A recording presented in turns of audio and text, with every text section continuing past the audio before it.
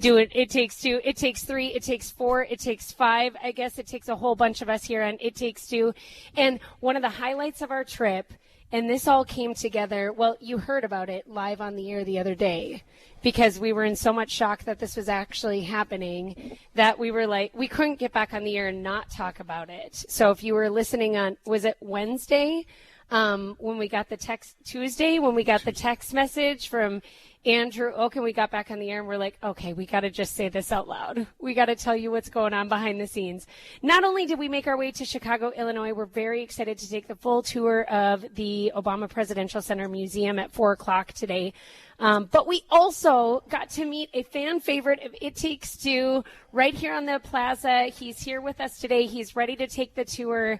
He's already toured parts of the building with us, and that is Mr. Andrew Oak, the First Ladies man. Thank you, thank you, thank you. I will pull a quote from Hillary Clinton and say, as you were referring of what it takes and it takes two, according to First Lady Hillary Clinton, it takes a village. It takes a village. And that's what we're doing here as part of the village. I think I've become, or part of the village people of Fargo, or the family that I'm so pleased to be in touch with you guys always, but meet face to face and be here is the opportunity of a lifetime. I cannot thank you all enough for bringing me on this boondoggle, because it was like you guys found the crack in the matrix. You got the hottest ticket in town, in Chicago, in the state of Illinois, in these United States.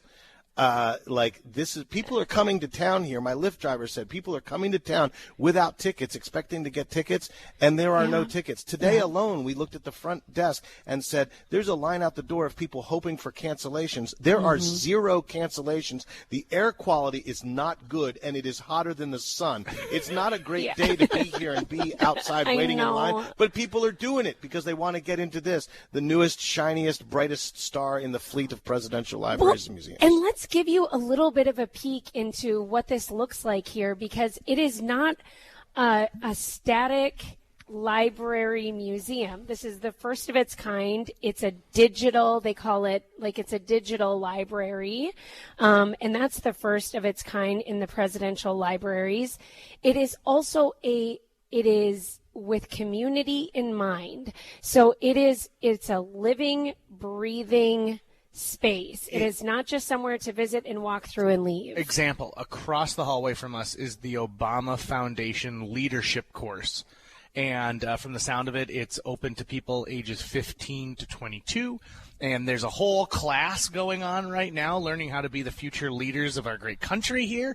There's all these doors behind us, and I did peek in one of the doors real quick, and it's a closet. It's a closet. It's a closet. But even that is exciting. And, getting to see all these people out there enjoying this amazing space. We were in the Oprah Winfrey courtyard earlier today. Amy was explaining to me some things you found out about the art. Yeah, everything has a story in this place. 4 buildings, an athletic and event space, an NBA-sized basketball court, an auditorium, restaurants, public art. There's a garden. There's a vegetable garden. A vegetable and fruit garden, which is the Eleanor Roosevelt. Of course it is. Fruit and vegetable garden. Yeah, of course it is. First Ladies man, Andrew Oak. Yeah, our longest first lady in history, as her husband Franklin Delano Roosevelt elected to four unprecedented and unrepeated terms as president of the United States. And how did FDR secure his record in infamy and in American history?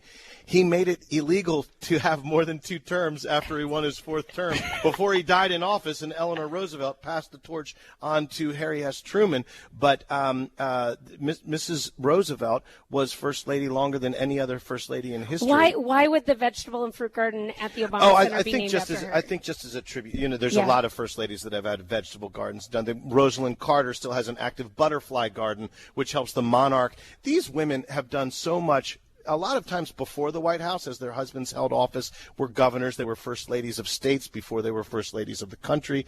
There's more of those than I can even name that were first lady of a state before first lady of the United States. But then Eleanor Roosevelt comes in, and just an incredible pre-White House as the wife of a politician, White House, and post-White House, because so many times these women outlive their husbands, or they go as long as our longest living president and longest married couple, President Jimmy and Rosalind Carter, and they do more good and more philanthropic work and spread this kind of sense of community, like the Obamas are a shining example coming after the Carters, and the Bushes, Barbara Bush, the literacy and all the things that they do. Mrs. Roosevelt, Eleanor Roosevelt, often, if not always, is number one on rated polls. She was the longest. She had a huge career in humanitarianism in the United Nations after the White House. Long outlived her husband. Lady Bird Johnson, another one that long outlived her husband and did philanthropic work all throughout Texas and the National Geographic Society. It's just endless what these folks do. Yeah. And okay, so getting back to what's all here, fruit and vegetable garden included, but I mean a ton of outdoor public space. In fact, a lot of space for kids, like an over 1 acre, 1.25 acre playground for kids to play on.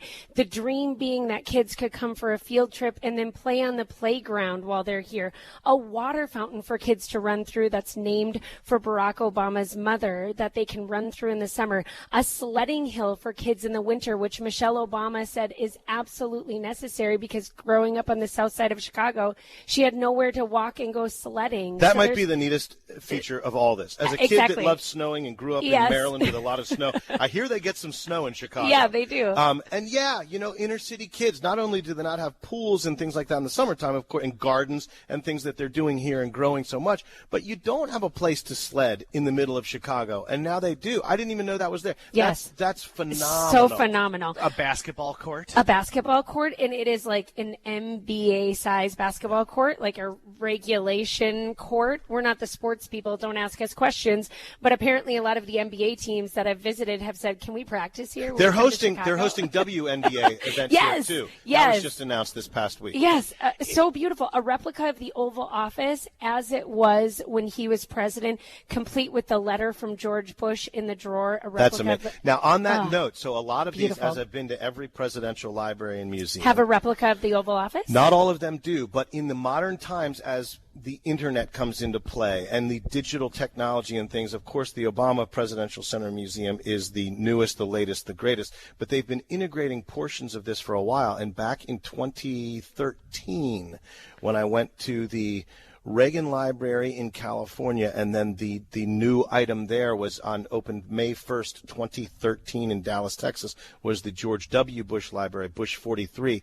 They were connecting their Oval Offices and doing children's educational programs that would simulate crises of all kinds, and they would have school groups in California talking to the school groups in Texas of how to solve it as if you were the president and its staff at different places. I love so that. So the way these things, and you can get a picture, you got photo ops sitting at the mock Oval Office. There's a mock Oval Office at the Jimmy Carter Presidential Center in Plains, Georgia. There's probably one, as I think about it, in Atlanta too, but at the historic site there in Plains, you can sit in these offices as they were. There's another one at Truman. So a lot of these places do replicate it, but it changes. It changes. Each Oval Office, each president, each first lady gets to decorate the executive mansion like they want and pull out artifacts from the massive collection that the White House Historical Association owns. Of course, that was started by Jacqueline Kennedy back in the 60s to ramp up that collection and make the White House a National Historic Site and part of that all. Do I have the number right when I say there's 16 presidential libraries / centers? No. Well, yes and no. So there's the first presidential library that was run by we the people, the federal government, under National Archives and Records Administration, is the Hoover Library in West Branch, Iowa. Actually, the first place where I walked out on stage as the First Ladies Man. Cool. Was it really? It was. Always holds a love special place in my heart. But after that, every president has received their foundations typically handle the libraries, and the National Archives and Records Administration handle the museum, because those are the artifacts, those are the pieces that fall under that state gifts. I mean, presidents and first ladies, after a certain year, I don't remember what, they're not allowed to accept gifts over a certain amount of money, and it's not much. It's like, it could be like $25. I mean, seriously, like any gift, any jewelry, any stuff, and it's probably after the 60s. I mean, we could Google it. We could find out what the year is. But back in the day, people kind of took the china and took the necklaces and took the pens and the cars and the Yes. camels. I mean, people came here from other countries, dignitaries, and gave. Theodore Roosevelt got elephants and camels, and they were all walking whole around menagerie. the White House lawn at some point in time until they could find. But, you know, some guy from India would show up with an elephant for the president. It'd be rude to say no, and it'd walk around. I did a story on Thomas Jefferson. Someone had gifted him bears. For sure. And that was a famous story because they were getting real rowdy. Yeah. And they had to find a way to rehome these bears, but people were coming and being like, those are the president's bears Yeah. right there. Well, the Wilsons put sheep on the lawn as part of the World War I effort, not only for wool to contribute to cotton to make uniforms and sails for anything they could use wool and cotton for, but they also used it to mow the lawn, and it was part of an effort. It's a very famous World War I effort, as people during those big World War I, World War II were doing all kinds of things, the Rosie the Riveter era, and people were saving steel and cotton and recycling and just putting all this, because we were running out of resources because it was such a massive and lengthy effort. I've only seen one Oval Office recreation, and it's from the movie Dave. And I saw it at Warner Brothers when I did the studio lot tour. Yeah. And it turns out they don't actually shoot in the Oval Office. They're not allowed to film. So Right. the West Wing, if any of you thought the West Wing was shot on location, sorry, hate to be the bearer of bad news. Yeah. I've only ever been to the Lincoln Presidential Library In down Springfield. which, congratulations, Illinois, you get a second presidential center. Oh my gosh, yeah. And of two presidents that have changed the course of this nation.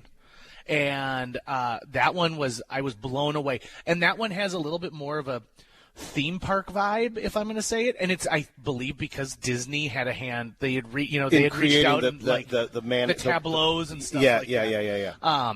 And so I think that's really interesting. The longest line that we have seen here, and truth be told, we haven't gone through the museum yet. We get to do that after our show today. The longest line, that gift shop is popping. It wasn't even open yet, and it's around the corner. Yeah. Exactly. So you were we have to get to a break here, but you were talking briefly about all of these things that, presidents received, the china and the jewels. Yeah, And before there was an interesting part of the museum here is that Obama was known to carry small keepsakes / Lucky Charms in his pockets of things that people gave him, obviously not hitting that $25 mark, like beads or a chip or a cross or, it was all of these little meaningful items that he would keep in his pocket. And some of them are displayed in the museum, of the ones that a small collection of keepsakes that he apparently still takes today. Like, he has a bowl of them that he picks out the ones that he's going to put in his pocket for the day. But they have some of those archived here at the museum to show. Ask me about, if we got to do a break when we get back, ask me about keepsakes that are not only here. I'm glad to hear those are a part of it, because it's so personalized, because we all do it. It humanizes them. And I'll tell you about some of the ones at some of the other libraries and stuff, and some of the things we can look forward to. Okay. I cannot say enough thank you, by the way. We just need to say it again. Thank you so much to the folks here at the Obama Presidential Center, because this doesn't just happen. Yeah. And putting us in one of these program rooms around, I'm looking at tours going by and people taking a look at this amazing space, and I can't say enough thank you. And to all the people who helped us make this happen, we are indebted to you. And yes, we brought chippers with us, and we've been handing them out like crazy. Carol Widman, if you're listening right now, we are representing Fargo through your delicious chocolate-covered potato chips right now. We made sure we'll get a full review of the chocolate chipper from Carol Widman's Candy Company, from Andrew Oak, when we get back. But they were passed out to staff here at the Obama Presidential Center this morning. It Takes Two. Amy Iler, JJ Gordon, live here from Chicago, Illinois. We are live from the Obama Foundation Presidential Center. Andrew Oak, the First Ladies Man, as you know him here on KFGO Radio, is joining us as well, all the way from Baltimore, Maryland. We all flew in on that 5 a.m. flight. We all got here around 7 a.m. and made our way to the very south side of Chicago, where the Obama Presidential Center has officially opened as of June 19th last month. We were just mentioning all the trinkets in the pocket, and Andrew, you had mentioned that this is significant not only to Barack Obama, who's some of his trinkets are displayed here at the museum, but this is a tradition that it doesn't start with him when it comes to yeah, presidents. it's just so interesting because, especially when we go back to presidents and first ladies that we were not alive for.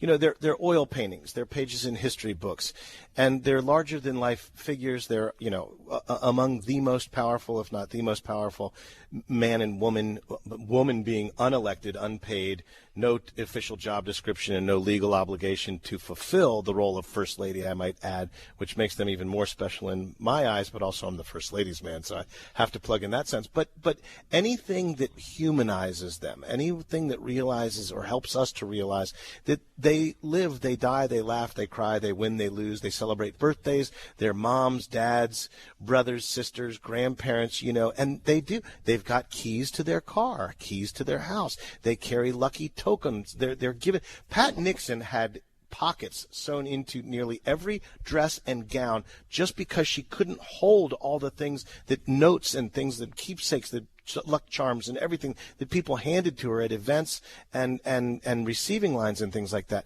And some of them, you'll notice that President Clinton always wears this sort of band of bracelets that he's been given in all of his international travels from different communities, different clubs, different groups, different people, different individuals, and they have all this stuff, and it means a great deal to them. Going back, Florence Harding, if you go to the Harding home in Marion, Ohio, her jewelry box is still sitting there. The house is so beautifully preserved. It looks like they could walk in or out anytime. It looks like my grandparents' house. All the stuff, clothes are in the drawer, everything. You open up the jewelry box, and there's a little hand-pressed charm underneath some glass of a 4-leaf clover that was handed to her on the south lawn of the White House when she was doing a Veterans Memorial Day event. Maybe not Memorial Day, Memorial Remembrance event, picnic of some kind. And she has this 4-leaf clover pressed in there and kept it till the day she died. So the fact that we can now go to these modern times, real living former presidents, and see these real things that they continue to keep throughout their lives. Some of Mrs. Reagan's most treasured keepsakes, 2 different keys, one to her dressing room at MGM and one to her house that were given to her by her husband to celebrate both events, and a Lucky's rabbit's foot in a little hand needle-pointed box that just says, it's got 2 little people with a heart over it in a house.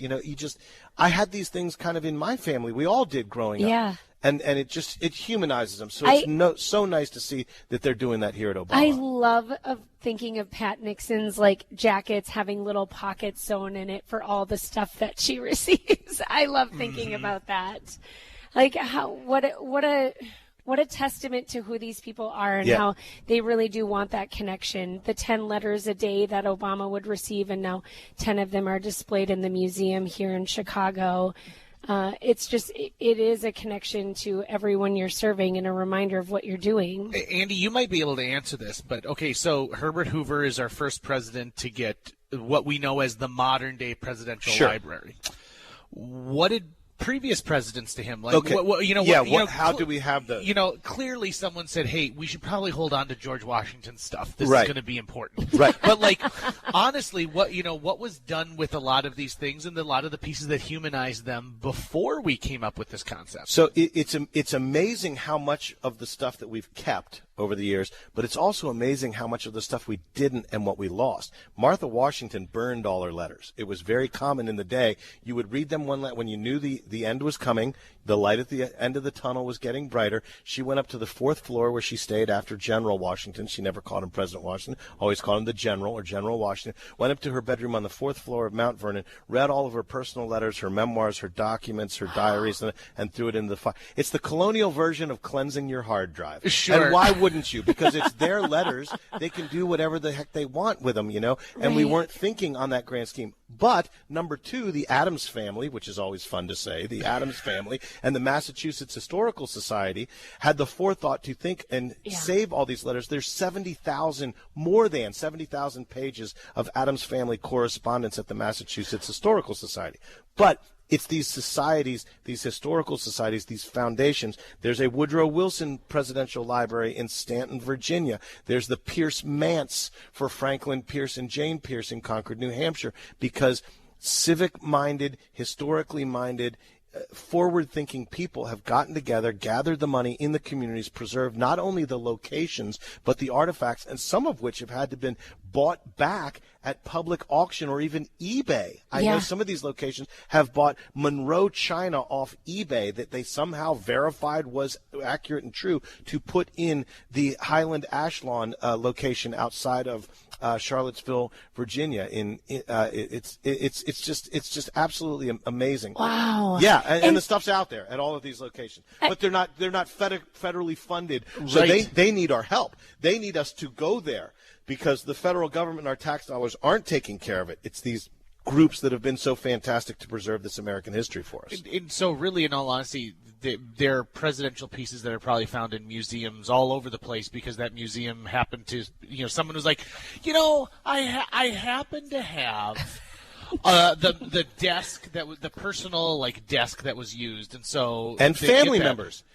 So when Thomas Jefferson's original will surfaced at Monticello or in around Monticello or wherever it was, written in total Jefferson, there's notes up the side. It looks like a rough draft, but it's real and it's brilliant and it's fantastic. It says in there, I gift to my good friend James Madison a walking stick made of elegant animal horn and metal tip of something, something, something. And everyone's like, well, that's kind of interesting. And he pointed it out. Where the heck is that walking stick? So they put it out to the masses. Who's got the walking stick? It's got to be in someone's attic or something.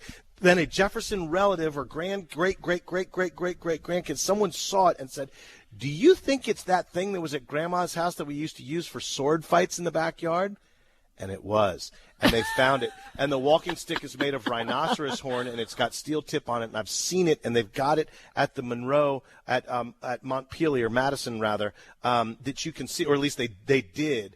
And so it finally got home. This stuff finally came home. People find the stuff. It's crazy. We have a much better pipeline for keeping records now in the modern day. Like the gifts. When we go upstairs and we see all the stuff we're going to see beautiful jewelry. We're going to see beautiful pieces of sculpture and culture and other countries of these gifts that have been brought in by these diplomats, by these ambassadors, by these presidents, leaders, kings, queens of other countries, because they hand it to them at these state dinners and say, thank you for being here. There's a beautiful, beautiful 1976 soup tureen that Queen Elizabeth II and Prince Philip handed to the Fords on the celebration of our bicentennial 50 years ago, and it's in Grand Rapids, Michigan, because the Fords couldn't own it because it's priceless.